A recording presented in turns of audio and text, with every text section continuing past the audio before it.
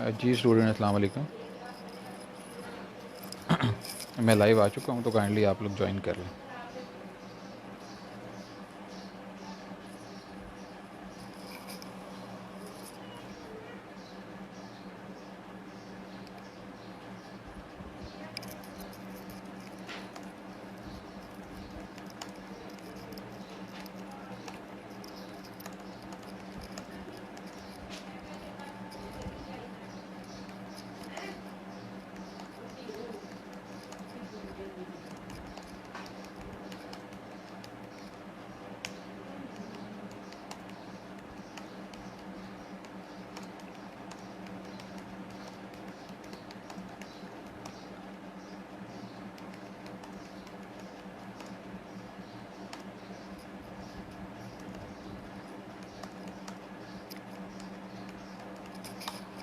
जी 13 students ने join कर लिए।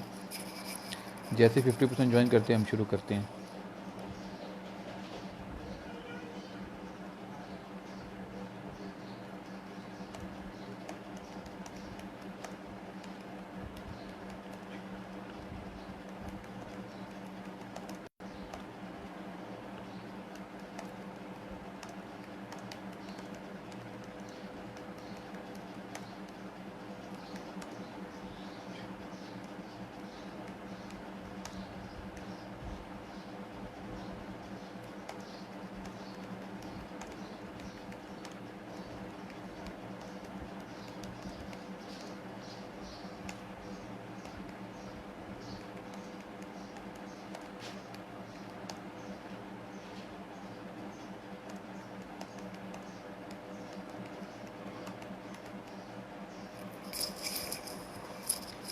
जी 22 स्टूडेंट्स ने ज्वाइन कर लिए। जैसे ही 50% ज्वाइन करते हैं तो हम लोग शुरू करते हैं। एक चीज़ आपको मैंने और एक्सप्लेन करनी थी, जो CTS पोर्टल है उसके अंदर कुछ चीज़ें अपडेट हुई हैं दोबारा से, और उसमें अब नया कॉलम आ गया कि कितने % स्टूडेंट्स ने आप लेक्चर को ज्वाइन किया है। तो अब हमें वहाँ पे परसेंटेज लिखनी पड़ेगी। तो ऑब्वियसली ये वीडियोज़ भी हम साथ में ऑनलाइन लगा रहे हैं, तो इसमें नंबर आ जाते हैं जो देख रहे होते हैं। तो जितने ज़्यादा स्टूडेंट आप लोग ज्वाइन करेंगे उतने हम परसेंटेज निकाल के तो उधर उसमें ऐड करेंगे। तो काइंडली आप जो हैं वो ज़्यादा स्टूडेंट्स जो हैं ज्वाइन किया करें लेक्चर को, ताकि हम मैक्सिमम परसेंटेज जो है वहाँ पे एंटर कर सकें। ठीक है जी, 30 स्टूडेंट्स ने ज्वाइन कर लिए।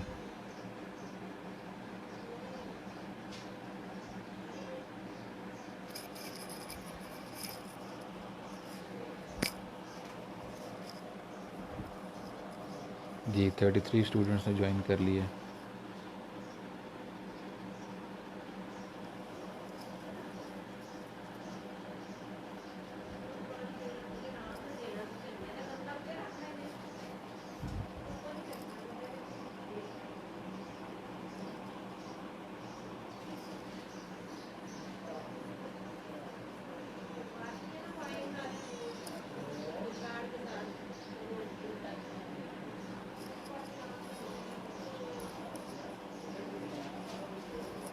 जी 33 स्टूडेंट ने ज्वाइन कर लिए।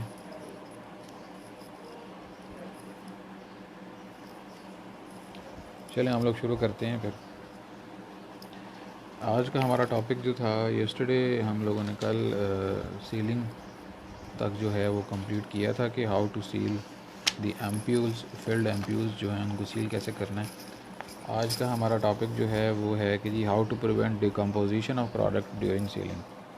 आपको ये पता है कि सीलिंग जो है इस फॉर्म में वो by the use of heat होती है। हीट एनर्जी के साथ हम लोग ग्लास को मेल्ट करते हैं, और ऑक्सीएसिटाइलिन फ्लेम होता है, उससे हम लोग ग्लास को मेल्ट करते हैं, तो बहुत हाई टेम्परेचर होता है। तो अगर आपको याद हो तो जो लास्ट ड्रॉप फिलिंग के दौरान जो इशू आता था कि जो लास्ट ड्रॉप नीडल के साथ लगा रह जाता है और वो एम्प्यूल के अंदर नहीं गिरता है, जब नीडल बाहर निकलती है तो देयर आर चांसेस कि वो लास्ट ड्रॉप या नीडल जो है वो इन कॉन्टैक्ट आए with the neck of the ampoule. तो उस केस में इशू ये बनता था कि जो लास्ट ड्रॉप था वो लग जाता था with the neck of the ampoule, और नेक पे हम लोग हीटिंग करते थे तो वो बर्न होने के चांसेस बहुत ज़्यादा होते थे। तो वो भी इसी वजह से होते थे बिकॉज़ वहाँ पे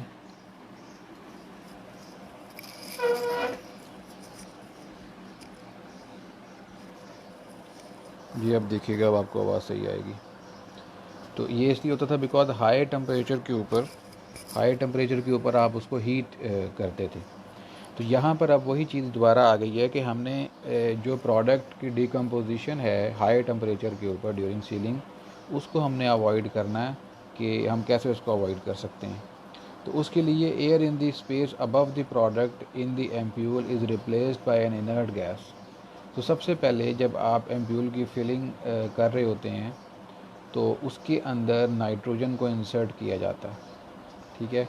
फिर उसके अंदर प्रोडक्ट को इंसर्ट किया जाता है और एंड पे फिर नाइट्रोजन या कार्बन डाइऑक्साइड को इंसर्ट किया जाता है। ये एक टू वेज भी हो सकते हैं और वन वे ये होता है कि पहले आपका प्रोडक्ट आता है और प्रोडक्ट आने के बाद फिर उसके ऊपर जो स्पेस अवेलेबल होती है वहाँ पे नाइट्रोजन या कार्बन डाइऑक्साइड जो है उसको इंसर्ट किया जाता है ताकि जो एयर उसके अंदर प्रेजेंट है उसको रिप्लेस किया जा सके बाय द इनर्ट एयर, ठीक है।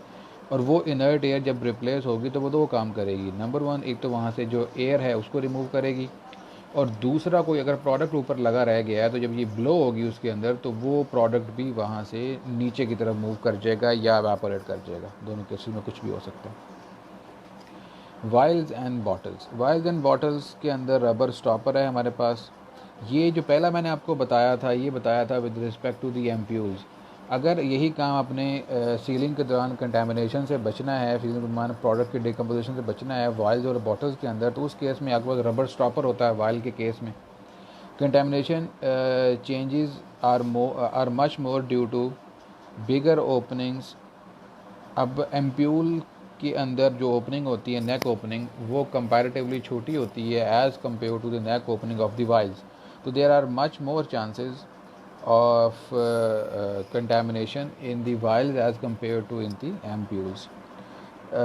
इस केस के अंदर जो आपका वाइल्स को वह तो हम लोग दोनों ही एम्प्यूल को भी लैमिनर फ्लो हुड के नीचे उसको फिल करते हैं और इसी तरीके से जो वाइल्स हैं उनको भी हम लैमिनर फ्लो हुड के अंडर जो है हम लोग उनको फिल करते हैं।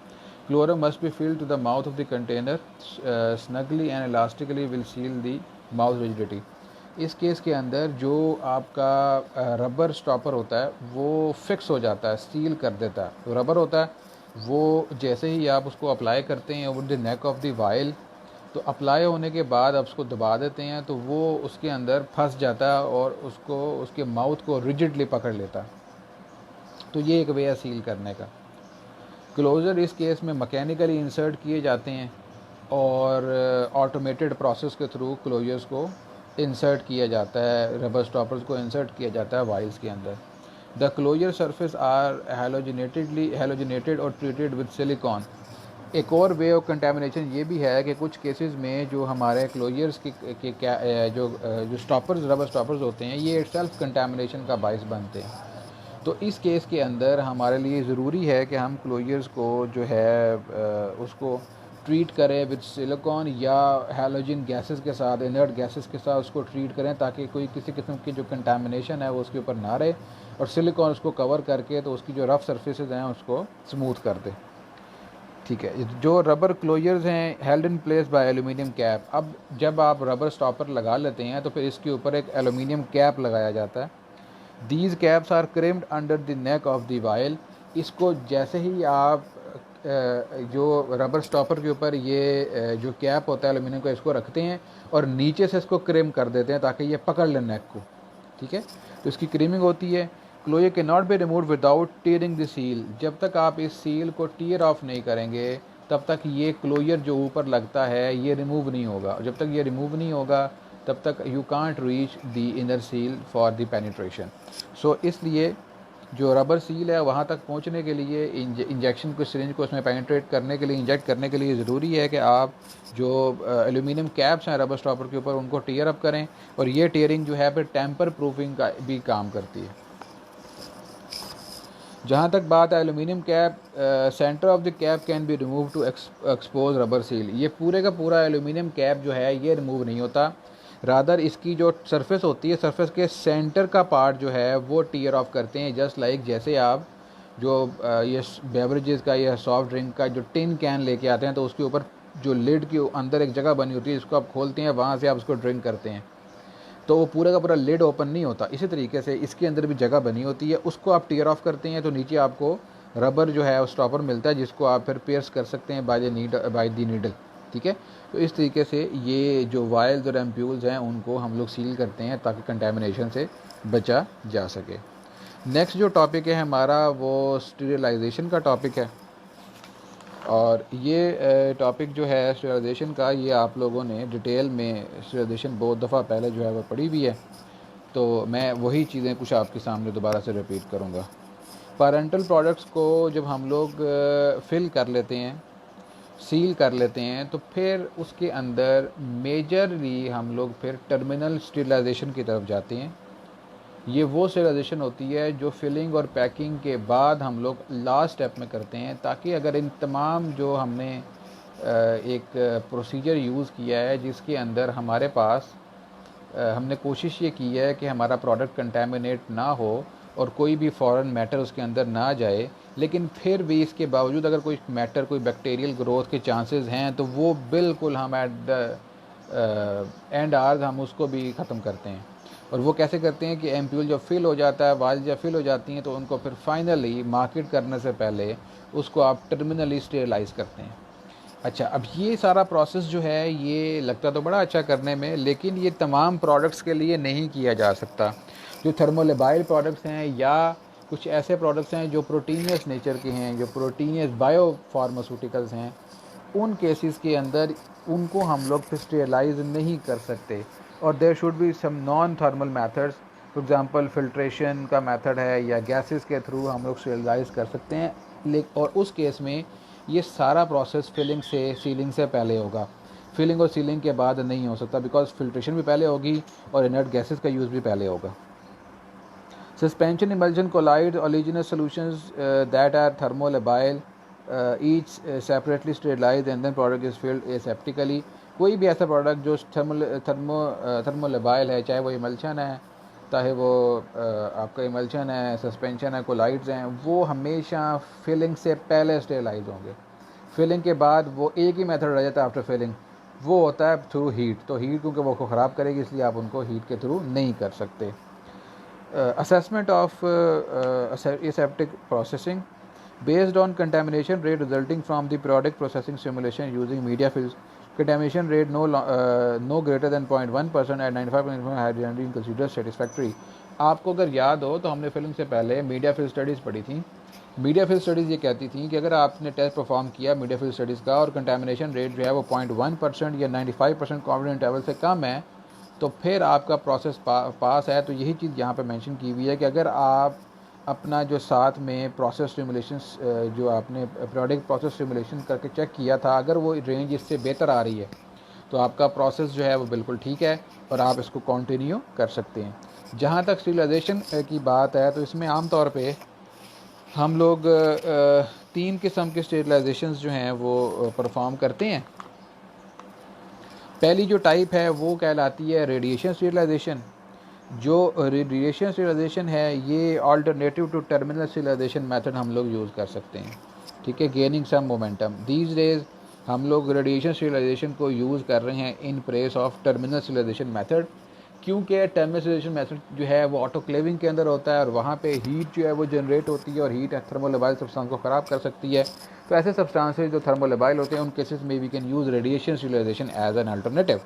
लो energy beta particles electronic beam से जो जनरेट होते हैं उनको रेडिएशन के तौर पे यूज़ करते हैं और उनको फिर पेनिट्रेट करवाते हैं through the containers. Research is इन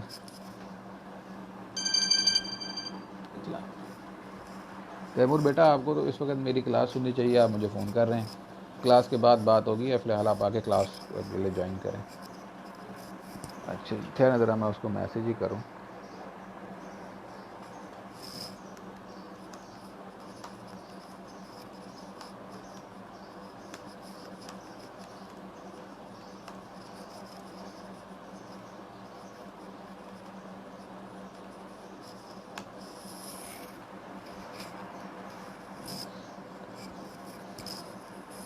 ठीक है जी। अच्छा, तो research is required before radiation sterilization is use in place of terminal sterilization. अभी ये एज इट इज़ हमने उसको यूज़ तो नहीं किया है स्पेसिफिकली सक्सेसफुली इस प्रोसेस के अंदर, लेकिन ये है कि रिसर्च इस पे जारी है कि रेडिएशन स्टेरिलाइजेशन क्या अल्टरनेटिव हो सकता है आपका जो टर्मिनल स्टेरिलाइजेशन है उसका।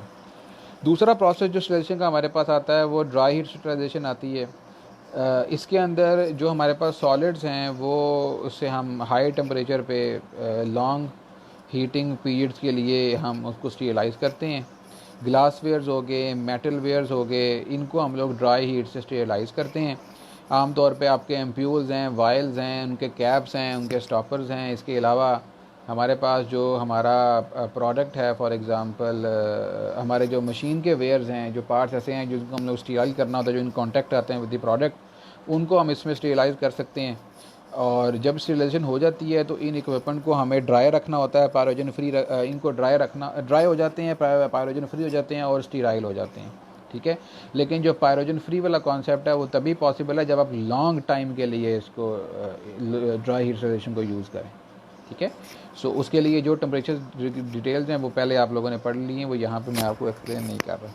नेक्स्ट हमारे पास जो थर्ड मेथड है ऑटोक्लेविंग है, जो स्टीम स्टेरिलाइजेशन भी कहलाती है। ऑटोक्लेविंग के अंदर हमारे पास, अगर आपको पता हो तो 121 डिग्री सेंटीग्रेड के ऊपर 15 टू 20 मिनट्स के लिए या 15 टू 30 मिनट्स के लिए आप ऑटोक्लेव करते हैं अपने चीज़ को, ताकि ये वो मिनिमम टाइम स्पैन है। अगेन रिपीट करता हूँ, for at 121 degree centigrade for 15 to 30 minutes, ये वो मिनिमम टाइम स्पैन है जिसमें आपका बैक्टीरिया किल होता है। Saturated steam with high pressure जो है वो आप यूज़ करते हैं। Sterilization of aqueous liquids substances और that can be penetrated by steam, उनको हम यूज़ करते हैं। इस केस के अंदर ऐसी प्रोडक्ट जो कि स्टीम अगर पेनिट्रेट कर भी जाए तो ख़राब नहीं होते और हाई टेम्परेचर पे ख़राब नहीं होते, ऐसे लिक्विड उनको हम इस मेथड से स्टेरिलाइज करते हैं। Survival probability of 10⁻⁶ bacteria achieve with terminal autoclaving, ये जो सर्वाइवल प्रोबेबिलिटी है वो 10⁻⁶ तक आप अचीव करते हो। अभी अगर आप जाएंगे तो ये आपको 10 मिलियन के करीब चला जाएगा। तो 1 इन 10 मिलियन 1 इन मिलियन, ठीक है। इतनी ज़्यादा अगर आप 121 डिग्री सेंटीग्रेड पे 15 टू 30 मिनट तक ऑटोक्लेव करें तो देयर आर चांसेस कि कंटेमिनेशन चांसेस जो हैं वो एज लो एज 1 इन 1 मिलियन रह जाते हैं। कि अगर 1 मिलियन बैक्टीरिया थे तो शायद एक बचे, बाकी सारे मर जाएं, ठीक है, वो भी शायद के साथ है। तो ये आपका थर्ड मेथड था स्टेरिलाइजेशन का। एश्योरेंस ऑफ क्वालिटी का नेक्स्ट हमारा टॉपिक है। For terminal sterilization assurance of sterility is based on lethality of the process. जितना आपका प्रोसेस लीथल होगा उतनी आपकी जो स्टेरिलाइजेशन है वो एश्योर करेंगे आपके कोई भी वायबल पार्टिकल उसके अंदर नहीं रह गया।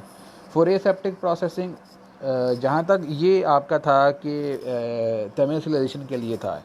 जहाँ तक बात है for aseptic processing, where components used to sterilize separately by validated process and aseptically put together, assurance of sterility is based on evaluation of number of products that were contaminated during the process।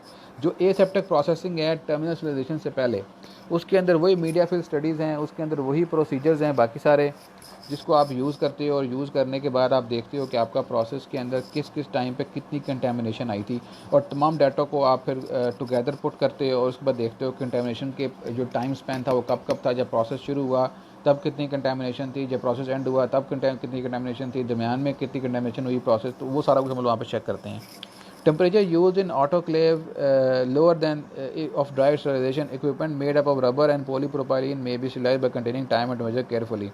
जहाँ तक बात है rubber stopper की और जहाँ तक बात है प्रोपाइलिन मटेरियल की, पॉलीप्रोपाइलिन की, उसको अगर हम स्टीराइल करना है तो ऑब्वियसली आप ड्राई हीट से नहीं करेंगे, उसको फिर हम ऑटोक्लेविंग करते हैं। और वो भी इस तरह करते हैं कि हम टेम्परेचर ऐसा रखते हैं उसके ऊपर कि वो डीनेचर ना हो, ख़राब ना हो, ठीक है जी। सो ये चीज़ जो है ये बहुत ज़्यादा इंपॉर्टेंट है ऑटोक्लेविंग के अंदर या स्टेरिलाइजेशन के अंदर। डेक्सट्रोज इंजेक्शन, सब injection adversely effect by high temperature. इसमें डेक्सट्रोज इंजेक्शन की एग्जांपल है कि डेक्सट्रोज एग्जांपल जो है ये हाई टेम्परेचर से इफेक्ट होता है। Cycle is design rapid temperature rise and rapid cooling, water spray और अदर मेथड इसमें यूज़ करते हैं। हाई टेम्परेचर पे ज़्यादा देर के लिए इसको नहीं रखते। जो डेक्सट्रोज इंजेक्शन हैं उसको हाई टेम्परेचर देते हैं बहुत शॉर्ट स्पैन के लिए, फिर एकदम उसको कूल करते हैं। तो ये जो हाई कूल टेम्परेचर फ्लक्चुएशन होती है या कुछ केसेस में कूल करने के लिए फिर हमें क्या करना पड़ता है कि उसके ऊपर हमें वाटर शावर्स देने पड़ते हैं, क्योंकि ये सील्ड होता है, वाटर शावर्स देने पड़ते हैं। तो एकदम हाइट में दिया, फिर एकदम उसमें ठंडा पानी गिराया ताकि वो ठंडा हो, और फिर 2-3 स्ट्रोक्स देते हैं, इस तरह के साइकिल्स देते हैं हाई एंड लो टेम्परेचर के। उससे फिर उसमें चांसेस नहीं, एक तो कंटेमिनेशन जो है ख़त्म हो जाती है, नंबर 1, और नंबर 2 वो ख़राब भी नहीं होता। Autoclaving is effective for dry solids, dry products in a seal एम्प्योर और इन एनहाइड्रस ऑयल। इनके लिए ऑटोक्लेविंग आप लोग कर सकते हैं, ड्राई प्रोडक्ट्स के लिए, एनहाइड्रस ऑयल कंटेनिंग कंपाउंड्स के लिए, या ड्राई सील्ड एम्प्यूल्स के लिए, dry products in sealed ampoules के लिए। For other products that can't bear autoclaving, इसमें टेंडलाइजेशन और पास्चराइजेशन को आप यूज़ कर सकते हैं। टेंडलाइजेशन के अंदर टेंडल फैक्टर आपने पढ़ा हो कि आप लाइट मारते हैं और लाइट अगर डिफ्लेक्ट हो जाए पार्टिकल से, तो उसका मतलब वो आगे टेंडल आपको इफेक्ट मिलता है। तो एक तो वो उस वे के थ्रू आप लोग कैलकुलेट कर सकते हैं। इस केस में ऑब्वियसली आप कंटेमिनेशन को ख़त्म नहीं कर सकते, आप चेक कर सकते हैं कंटेमिनेशन है या नहीं है। जहाँ तक पास्चराइजेशन है तो वही लो और हाई टेम्परेचर जो भी हमने डेक्सट्रोज के अंदर पढ़ा है, उससे आप कंटेमिनेशन को कंट्रोल कर सकते हैं। आमतौर पे 10 to 12 hours 60 minutes 10 to 12 hours से लेके 60 मिनट से लेके 10 to 12 आवर्स तक आप टेम्परेचर टाइम स्पैन यूज़ करते हैं टू मेक योर प्रोडक्ट स्टेराइज। अब आर्टिकल्स टू बी स्टेलाइज, किस किस आर्टिकल को आपने स्टेलाइज करना है, रैप्ड और प्लेस इन सूटेबल, जिन आर्टिकल्स को आपने स्टेलाइज करना है उनको कैसे स्टेलाइज करना है। अगर आपके पास कोई सॉलिड कंपाउंड है, कोई मशीन का पार्ट है या कोई ग्लासवेयर है, तो उसको आपने रैप और place in suitable container to permit penetration of sealant and provide protection from contamination after sterilisation. तो आमतौर पे हम लोग जितने भी मेटालिक पार्ट्स हैं या ग्लासवेयर हैं, इनको एल्यूमिनियम फॉयल में रैप करते हैं। एल्यूमिनियम फॉयल में रैप करने के बाद इससे क्या है कि जो रेडिएशन है वो भी इधर चली जाती हैं, और आफ्टर स्टीलाइजेशन जब आप इसको बाहर निकालेंगे तो वो स्टीलाइज ही रहेगा। ठीक है, तो उसमें रैप करते हैं। शीट्स और bag made up of special steam penetration paper और polymeric materials are available for this purpose. Furthermore containers और bags impervious to steam have vents. इस तरह के भी आप ऐसे बैग जो कि स्टीम से तो इम्परवियस हैं, लेकिन उनमें कोई ऐसे वेंट्स हैं जिनसे स्टीम अंदर जा सके, तो उनको भी आप यूज़ कर सकते हैं। So this was all about this chapter. अच्छा, आप लोगों ने कुछ टेस्ट पढ़े होंगे अपने क्वालिटी कंट्रोल के अंदर, जिसमें आपके लीकर टेस्ट है, और इसके अलावा पायरोजन टेस्ट है, इसके अलावा और कुछ टेस्टिंग जो है वो अवेलेबल है। तो आप लोगों ने करना ये है कि मुझे आपने फ़ीडबैक देना है, ठीक है, या क्योंकि ये चीज़ आप लोग क्वालिटी कंट्रोल में पढ़ चुकी हैं, तो ये कोर्स का पार्ट है, ठीक है। उसमें लीकर टेस्ट है, पायरोजन टेस्टिंग है, और 1-2 टेस्टिंग और है जो कि हम लोग परफॉर्म करते हैं अपने पैरेंटल्स के ऊपर। तो वो टेस्ट जितने भी हैं वो इंक्लूडेड हैं, ठीक है, वो टेस्ट इंक्लूडेड हैं। रेमिंगटन के अंदर वो टेस्ट दिए गए हैं, वहाँ से आप दोबारा पढ़ सकते हैं, या क्वालिटी कंट्रोल में आपको वो पढ़ाए गए थे वही आप एज इट याद कर सकते हैं, ठीक है।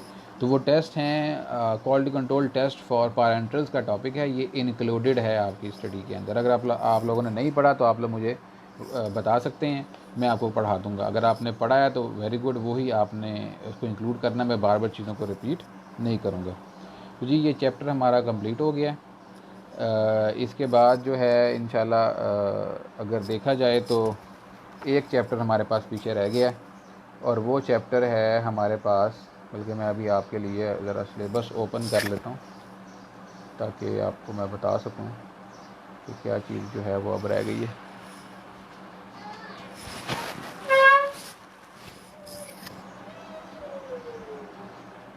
Just wait.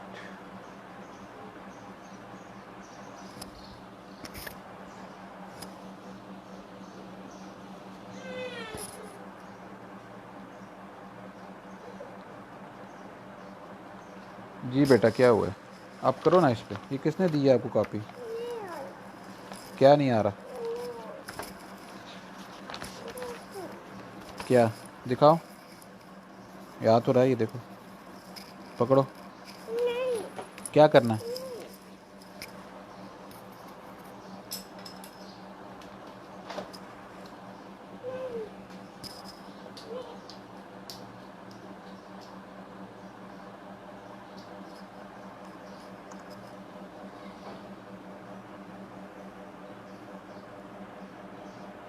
मैं ज़रा आप लोगों का सिलेबस खोल के आपको बताना चाह रहा हूँ कि हमने कितना कर लिया और कितना हमारा रह गया है। जी, हम लोगों ने इमल्शन जो है वो कंप्लीट कर लिया है। सेमी सॉलिड्स जो हैं वो हमने कंप्लीट कर लिए हैं। स्टीराइल प्रोडक्ट्स जो हैं वो हमने आज कंप्लीट कर लिए हैं। टेस्ट जो हैं उसमें स्टेरिलिटी टेस्टिंग है, लीकेज है, पैरोजन है और क्लैरिटी टेस्टिंग है। ये इन प्रोसेस क्वालिटी कंट्रोल और पैरेंटल्स है, ये आप लोगों ने खुद करना है क्योंकि ये आप लोग पहले कर चुके हैं क्वालिटी कंट्रोल में। पैकेजिंग कर ली है, सेफ्टी मेथड्स कर लिए हैं। इस वक्त हमारे पास कोई तकरीबन सस्पेंशन जो है हमारा कोई हाफ चैप्टर रहता है और equipments used for patches, sprays, implant, sutures, plasters and sachet packing. 1 2 3 4 5 6, ये 6 किस्म के डोजेज फॉर्म्स हैं जिनके लिए हमारे कुछ इक्विपमेंट्स हमने यूज़ करने हैं। जिसमें हमारे पास जो साशे पैकिंग है ये आप लोग पैकेजिंग के अंदर कर चुके हैं कि हाउ टू पैक साशे, तो तकरीबन कोई 5 ये रह गए हैं। ठीक है, equipments for patches, sprays, implant, sutures and plasters. और हमारे पास सस्पेंशन जो है उसके कोई तकरीबन हाफ चैप्टर रहता है, वो मुझे भी देखना पड़ेगा कितना रहता है। तो वो अगर कोई मेरे से शेयर कर दे, मेरा ना अरीज ने मेरे से शेयर भी किया था, अरीज दोबारा ज़रा शेयर कर दीजिएगा कि आपने कहाँ तक जो है वो किस टॉपिक तक किया था, ताकि मैं फिर उससे आगे आप लोगों को सस्पेंशन जो है वो करवा दूँ। ठीक है जी, होप सो। 1 वीक जो है आपका सस्पेंशन पे लगेगा और 1 वीक जो है आपका वो लगेगा इक्विपमेंट्स के ऊपर जो चैप्टर है। तो इस हिसाब से आपका इस वीक कल से मैं इंशाल्लाह इक्विपमेंट्स पे थोड़ा सा इक्विपमेंट या सस्पेंशन को ये कल से मैं शुरू कर दूँगा और विद इन नेक्स्ट वीक और सो आपकी कोर्स इंशाल्लाह जो है वो कंप्लीट हो जाएगा। ठीक है जी, बाकी मैं आप लोगों को फिर से रिपीट कर दूं, अटेंडेंस जो है उसका पोर्टल उन्होंने एक्टिवेट कर दी है और वहाँ पे अब हमें मेंशन करना होगा कि कितने स्टूडेंट्स ने हमें लाइव सेशन में ज्वाइन किया। इस वक्त 48 स्टूडेंट ने मुझे ज्वाइन किया हुआ है और out of 84 48 is not more than 50%। ठीक है, तो उन्होंने मिनिमम क्राइटेरिया जो है वो अगर जिस क्लास के अंदर ये 75% से क्राइटेरिया नीचे होगा उस क्लास को यूनिवर्सिटी फिर खुद से मॉनिटर करेगी और हो सकता है उस क्लास के लिए ये भी कहा जाए कि जो लोग इसमें शामिल नहीं हैं उनको अपडेट किया जाए हमें। ठीक है, तो हो सकता है उन बच्चों के लिए अटेंडेंस का इशू भी बने। सो मेरे पास रिकॉर्ड अटेंडेंस का यहाँ पे पूरा होता है। आप अपने दोस्तों को सबको अगर बताएं कि वो मैक्सिमम मुझे ज्वाइन करें, क्योंकि 75% से कम होगी लाइव सेशन की अटेंडेंस तो फिर डेफिनेटली मुझे जो है वो यूनिवर्सिटी जो है वो मेरे से पूछे कि क्यों कम है और मेरे से डिटेल्स मांगी कौन से बच्चे जो हैं वो रेगुलरली होते हैं और कौन से नहीं होते। और वो डिटेल्स जो हैं वो ऑब्वियसली इस के अंदर हमारे पास प्रेजेंट होती हैं जब हम ये रिकॉर्ड करते हैं वीडियो। ठीक है, सो काइंडली इसको ज़रा थोड़ा सा सीरियस लें और प्रैक्टिकल जो हैं वो आप लोग अपने जो हैं वो आप लिखते जाएँ। और दैट साइड कोई क्वेश्चन हो तो आप मेरे से पूछ सकते हैं। मैं अगेन रिपीट कर रहा हूँ कि in process quality control testing for parenterals, जिसके अंदर लीकर टेस्ट है, पैरोजन टेस्टिंग है, स्टीरिलिटी टेस्टिंग है और ये सारा कुछ जो है ये आपने क्वालिटी कंट्रोल में किया है और ये इस पर्टिकुलर चैप्टर का पार्ट है। ये आप लोगों ने खुद से करना है। अगर आपने क्वालिटी कंट्रोल में नहीं किया तो मुझे बताएं ताकि मैं आपको करवा दूँ ये भी। अदरवाइज़ जहाँ तक मुझे पता आप लोगों ने किया हुआ है और आप लोगों को इसका पता। ठीक है जी, अगर किया हुआ तो वहाँ से ही आप इसको कॉपी कर लेंगे। तो 1.5 चैप्टर रह गया है, आधा चैप्टर सस्पेंशन का रह गया और 1 पूरा चैप्टर रहता है। ये इंशाल्लाह आपका विद इन 2 वीक्स ये कंप्लीट हो जाएगा कोर्स इंशाल्लाह ताला। कोई क्वेश्चन हो तो व्हाट्सएप पे आप। ठीक है हानिया बेटा, मुझे पता आपने किया, हानिया नहीं सॉरी आयशा, आपने किया हुआ बिल्कुल सर। अगर हो सके तो इसको भी आप as in the form of notes जो हैं अगर आपने बनाया हुआ है, कोई एक बच्चा जो है वो मेरे साथ शेयर कर दे ताकि मैं उनको एक बार देख लूँ कि कहाँ से किया है या जिस बुक से आपने किया है उस बुक की कॉपी जो है उसको आप स्कैन करके तो मुझे व्हाट्सएप कर दें ग्रुप में, तो मैं ताकि उसको देख सकूँ कि कोई चीज़ अगर उसमें कम है तो फिर मैं उसमें ऐड करवा दूँगा। ठीक है जी, so I am signing off right now. Attendance का मैंने आप लोगों को बता दी है, सो काइंडली इसको सीरियसली लें और आगे अपने स्टूडेंट्स को बताएं कि अगर 75% से कम होगी तो फिर हम उस क्लास को हमें उस लेक्चर को ओपन करना पड़ेगा और हमें फिर अटेंडेंस में जाना पड़ेगा। लैकमैन से किया था बस, बिल्कुल ठीक है, बिल्कुल ठीक हो गया, बस वहाँ से करना है आप लोगों ने, मैंने भी वही बताना था आपको। चलें, थैंक यू वेरी मच। आप कोई क्वेश्चन करना हो बिल्कुल ठीक है, बस स्लाइड आप शेयर कर दें ग्रुप के अंदर। चलें ठीक है जी, ओके बेटा, कोई क्वेश्चन करना हो तो आप व्हाट्सएप पे मेरे साथ क्वेश्चन कर सकते हैं। ओके, अल्लाह हाफ़िज़।